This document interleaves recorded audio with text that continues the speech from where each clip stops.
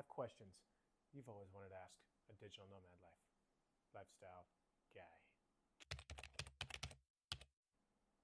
I don't know.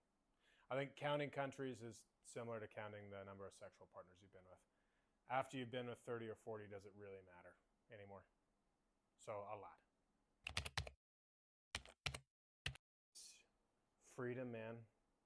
Novelty. I need novelty in my life. I can't handle going to the same fucking job. I think there's a balance, there's a spectrum people land on between stability and freedom.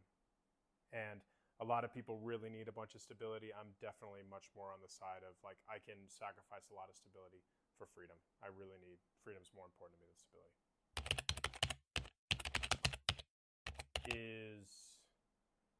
Not balancing that drive for freedom and novelty. It can eat you alive if you're not careful, because you can always think of, oh man, I got to go here, that like FOMO sort of thing of like, it's like the really thirsty dude who's like always trying to sleep with more chicks. It's never enough. You can get caught up in that, or at least I can, where it's like, oh, you have this country and then this country and this country, and you're moving around and you're not taking care of yourself, and it's like you're moving way too fast and it can burn you the hell out. So what visa do I use? Usually, honestly, not a visa specialist.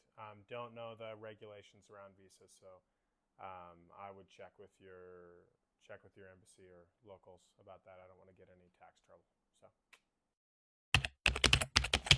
So how much money do you need per month to live in travel? Really very little, especially if you're spending time in Southeast Asia, right, South Africa, even Lisbon I would include, right, Central and South America. You really don't need that much, particularly if you feel comfortable staying in hostels. I would say when I started, man, I barely made any money when I first started my own company. I mean, I was doing Uber Eats. How much? I was maybe making $3,000 a month.